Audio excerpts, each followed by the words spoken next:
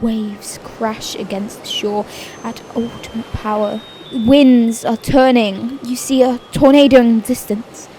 Right beside you is a rope, long enough to reach the person you see struggling to get to shore. Wait, there's not one, there's two. Two people. You know you only have time to save one, a poor young boy or a pregnant woman. You think about it for a bit, you don't have long to decide, but you ultimately pick the boy. You throw the rope to him, he grabs on and you pull him to shore. Even though that soon-to-be mum will perish, you know that your decision will save this boy. And you're walking with him, getting far away, running even. Then a bit of car debris flung out of the air, sprung by the tornado and the high winds, and hits and ultimately kills the boy anyway. You think, did it even matter? Did your decision actually change anything? If you could do it again, what would be different? Then you look up and you're met with the exact same scenario. The boy and the pregnant woman, both lost at sea. One rope, not a lot of time, so you throw it to the woman this time. You know that no matter if the boy dies here or a little later, he's gonna die regardless. So you grab the pregnant woman and you safely bring her ashore. Running through the breeze, she gets her legs stuck in a pothole in the road, and then it was coming, a tornado. She was stuck, you couldn't get her out no matter what you did. Even though you try and you try, she still gets caught up in it, still dies. Did it even matter who you saved in the end? Did they all gonna die in the first place? What was even the point? Why hit me with this impossible decision? Why? Have you ever spent hours playing a game, making decisions you thought impacted the story, just to get to the end, look at what would have happened if you made different choices, just to realise it's mostly the same? Yeah, sure, it's cool you get a few different scenes and dialogue, but when you're playing, thinking your decisions affected everything. Who was alive, who died, what you did, how you overcome situations, it just feels underwhelming. So today's video, I'm going to talk about the history of game endings, decisions, and more importantly, a player choice. I'll be using examples in the modern gaming as well, and what this should mean for gaming in the future, and you actually playing a game that you feel satisfied playing. But stop getting a bit ahead of myself. Let's go back to the beginning of gaming. When games were introduced, the idea of an ending was unheard of. This made sense because all the games originally was posted in arcades. Think of the likes of Pong or Space Invaders. Games that seemed to go on for eternity. This made sense as you'd want people to keep playing games for as long as possible. If they had a concrete ending, then people would only play them once and move on. This assured that even after a game over, people would keep playing, trying to beat their latest high score. This was the status quo till about 1983 with the game Crystal Castles. It was the first arcade game to actually have a concrete ending, where after you completed 10 levels of the game, you're hit with a screen that tells you the game gives up and you win.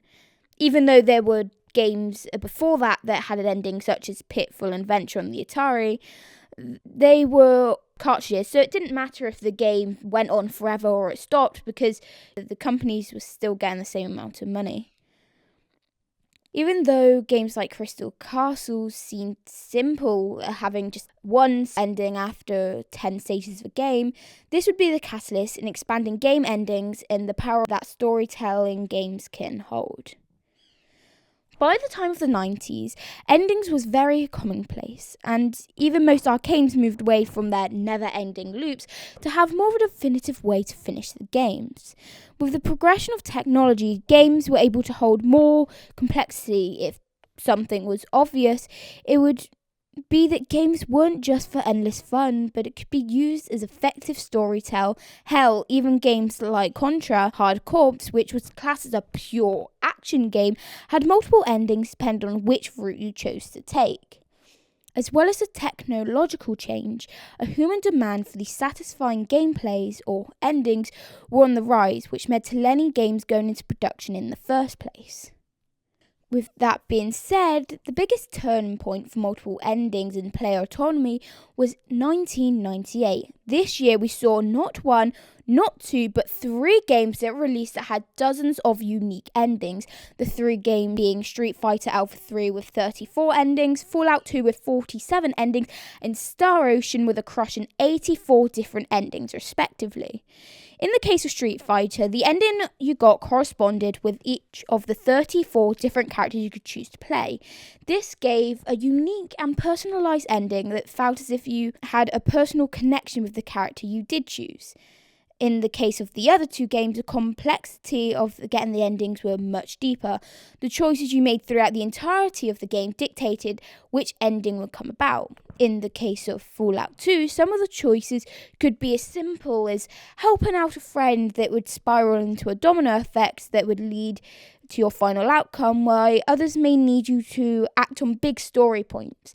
No matter how you got to your ending, there was a satisfaction in getting it, as it proved that your decisions made a really big impact in the story you're given you and gave you as a player a sense of control. Now we've gone over how endings came about, what about modern gaming? Has gaming today built upon the success of the past, or have they ultimately fumbled into boring, unsatisfying stories? To answer that, I have 4 different titles that explore character choice in different ways, for better or for worse.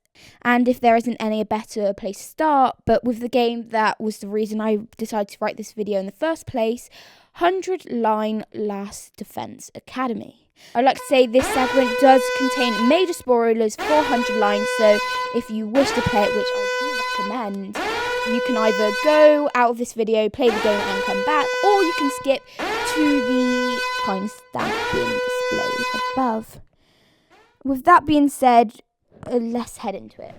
Like the name suggests, 100 Line has a whopping 100 endings, and the choices made highly tied to one of the main themes and messages of the games, that being regret and the importance of the choices you do make.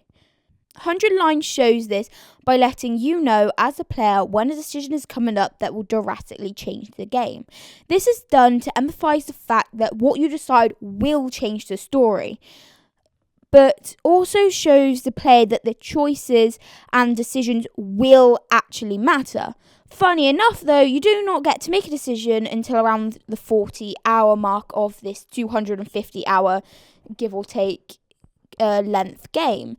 This can be confusing to some gamers, considering the fact that the game having 100 endings was a big part of its marketing and intrigue in the first place. However, this is done intentionally, as the first 100 days is done as a way to introduce you to the protagonist, Takumi, the person you'll be playing as through the entirety, or at least most of the game, and the rest of the cast. But as also a way to tell us why there are so many endings to the end of the game. In Route Zero, or the first 100 days, Takumi decides to go back in time to relive the 100 days in a way to save his classmate and possible childhood friend, Nozomi. When you go back, you're met with your first decision, one that is very intense and borderline cruel, being to kill or not kill one of your classmates, Eita Aozuki. Someone you spent the majority of your first 100 days being a friend to, just to be revealed near the end of Route Zero that he was a dangerous threat that was directly responsible to killing multiple of your friends and has a deep hatred for humanity as a whole.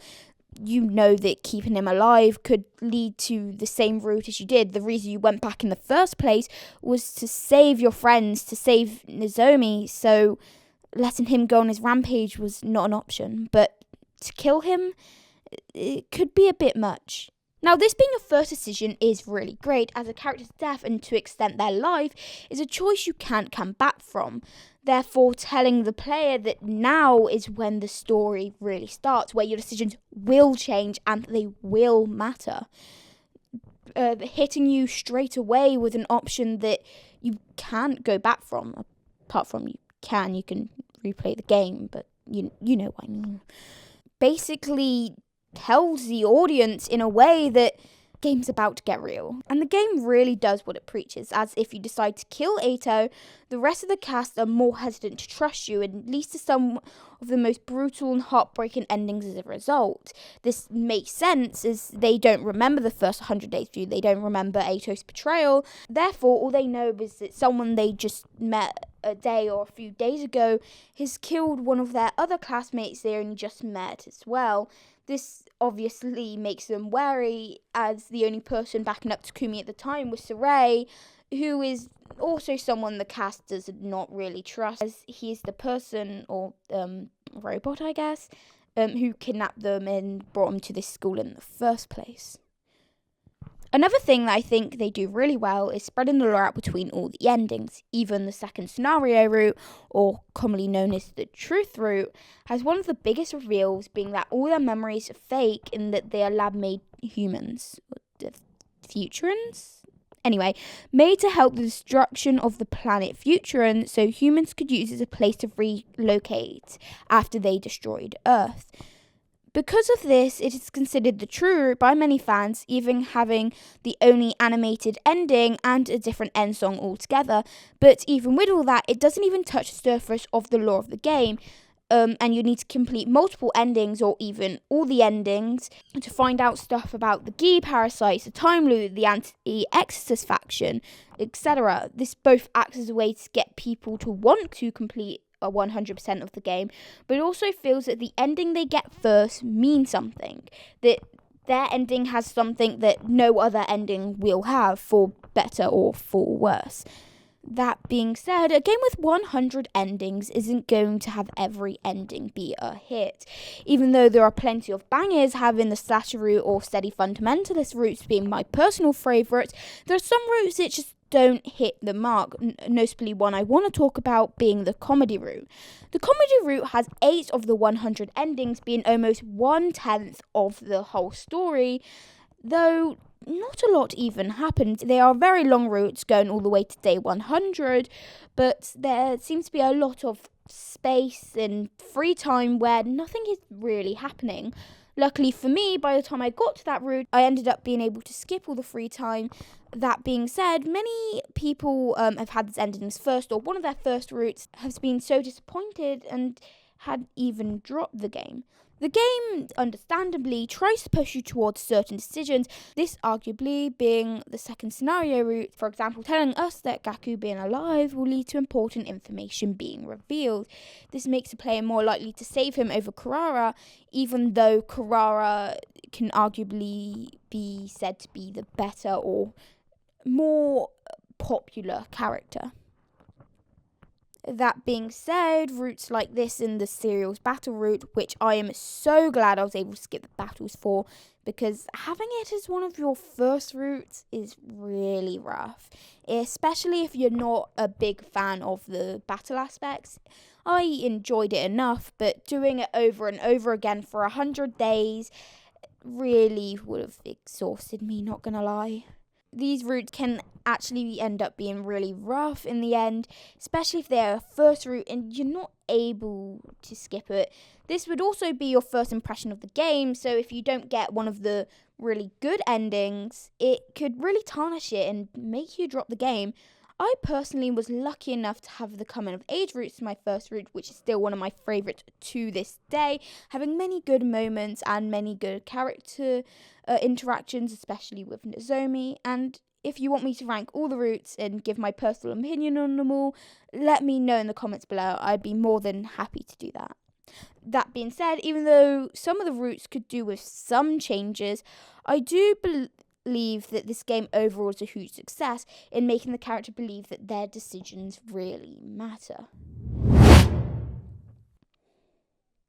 Another game that I think gives us a sense of player agency would be the game Undertale. And again, major spoilers for the ending or endings of Undertale. Time slam on the screen shows you where you should skip to if you do wish to play it or do not wish to be spoiled. Now, the great thing about Undertale is that unlike 100 Line, there is no indication that the story is changing from your actions till the very end. Now, Undertale has 3 main storylines, being the neutral, true pacifist, and genocide routes, with the neutral route having over 90 unique endings depending on who you choose to kill or befriend. But for the purpose of this video, I'm going to focus on the pacifist and genocide endings, but more specifically, how you get them and how this affects your playing experience as a whole. For the true pacifist route, all you need to do is make sure not to kill a single monster and also befriend Papyrus, Undyne, and Alphys. Alphys? I think that's how you say it. Please don't slaughter me alive, Undertale fandom. I promise I love your game. In the specific chance of Alphys, you need to complete a neutral run first and then reload the game to be able to befriend them. I believe the game pushed you towards this decision by having one of the first characters you meet being Toriel, who is a kind mother-like figure who guides Threa through the tutorial, hence the name, level of the game, and is also known as the first boss. I think having such a kind-hearted character first is done on purpose to try and subtly convince the player to walk the path of sparing and befriending the monsters of the underground. This contrasts heavily with the genocide route. This route you need to not only kill every monster in every area, but kill every boss that will lead the player's LV, or also known as level of violence, to increase. I feel like this game had you deter from this route for multiple reasons. One being that it's not easy to know that you have to kill every single monster and without looking it up, but also having much more empathetic characters in the likes of Toriel, like I said earlier, and Papyrus. But this game also has a lot of challenging fights, especially with Undyne the Undyne, and the infamously difficult final confrontation with Sans at the end. I think the way the game goes about this ending is absolutely genius, not only giving the player a sense of choice, but also giving the player a sense of guilt, and also a way of testing their morality with the decisions that they end up choosing. Oftentimes questioning the player's choices, breaking the fourth wall, and even getting you to reflect on the choices that you made. Now, with the good out of the way, let's move on with the bad. And I'd like to preface this section by saying that the 2 games I'm about to mention and talk about, I do truly love and enjoy these games, and they have a lot of good going for them. I just think they could have done with the act of making the player choose slightly different, in like a way to get you to believe that your actions do mean something. And I'm going to also start off this section by talking about The Walking Dead. The talk about spoilers do apply as well, and the timestamp is on screen now. Now, The Walking Dead is really good at giving players multiple choices, if this is through different dialogue, character reactions, or even deciding who lives and dies throughout the game. You as a player gets a sense that every decision you are making will change the outcome of the game drastically because of this. However, no matter what you pick, Duck still gets bit, the characters that you choose to save still end up dying, and in the end, Lee doesn't survive. Well, yes, there's still different scenes that play. For example, if you decide to save Ben at the bell tower and not let him die, you do get a really nice scene afterwards. That being said, he does still end up dying one way or another. This is where I have my gripes. I don't mind games that have a more straightforward narrative, my favourite game of all time being Danganronpa, that does have a one-through-line plot. What I don't like is when you give the player a false sense of choice. This just leaves with a dissatisfying end when you realise that no matter what you decide to choose, nothing mattered. You could also agree that's not the point of the game, and the choices you make are meant to lead up to what allies decide to help you in the end, as throughout the games you can build trust and relationships with the other characters, and it will determine who ends up coming with you at the end during the final chapter. But you know a game that I can't argue this being a case, and that would be the game life is strange. Now, the reason I say this is because one of the main themes of the game being the butterfly effect, and for those of you that don't know, the butterfly effect is when a seemingly small action can snowball into having a big change in event. This actually touched on multiple times in the game, one being where Max goes back in time to hide Chloe's dad's key so he doesn't die when he is supposed to, and this instead leads Chloe, the one who got into the accident, and ends up extremely paralysed.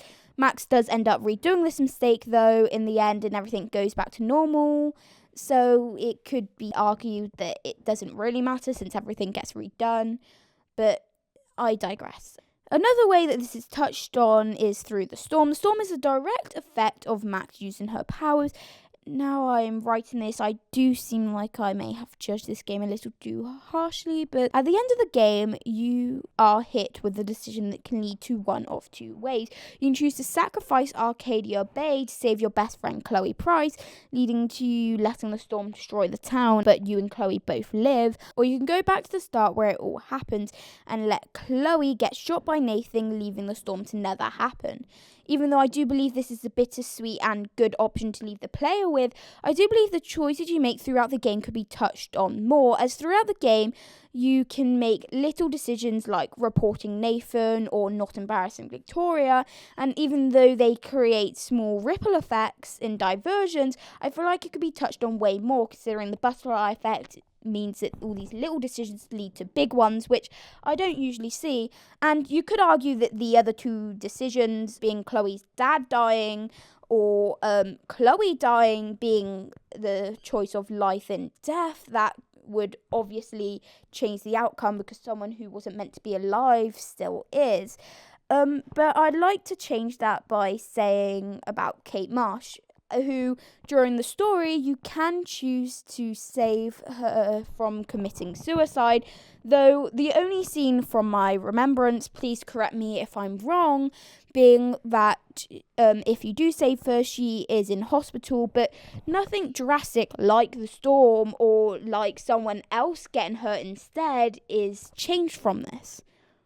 I feel like this would be a good thing to touch on now or maybe in a future game. Because the butterfly effect is a big point of the game's themes, it should be touched upon a little more. Now we've talked about some present day examples, but what does this actually mean for the future? And what I think, especially with like more indie creators or smaller creators being like the creator of Undertale, I do think that there is a big option for multiple choice and character agency. I feel like a lot of games, especially like 100 Line, who Kodaka has said himself that he would love to create a DLC for, making more endings, making more choices the player can choose going forward, and I think this is actually really important. If it's just you making a game, or if it's like a small group or a big company making a game, I feel like getting the player satisfied at the end should be one of your main achievements. If that's through letting their choices actually mean something, that could even be through a game like Undertale, where you're trying to get the player to feel something based on their actions.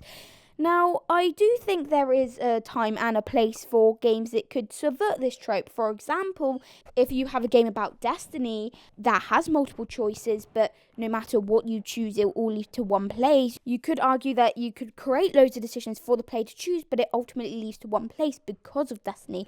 I feel like there is a place that could be touched on, and I feel like that theme is touched on in the game Slay the Princess, that no matter what decisions you make, they all become vessels in the end. But this has just been my opinions. I would love to make more videos like this in the future, breaking down games. I could do something more specific, by talking about very specific games instead of just gaming as a whole, or ranking. Like I said earlier, I would be happy to rank routes, characters, who I think would win in a fight, because I really love breaking down characters, shows, and analysis. But this has all been my opinions, and if there's anything that I said that you disagree with, or anything I said that you think should be changed, or anything that could be different, please let me know in the comments below. I'd love to know your opinions of these games, of different games that are good or bad examples. Thank you for watching again, and I hope to make more content like this in the future. Please like and subscribe if you do want to see more of this in the future. It really does help me gauge if you want to see more of this or not. And that being said, bye bye.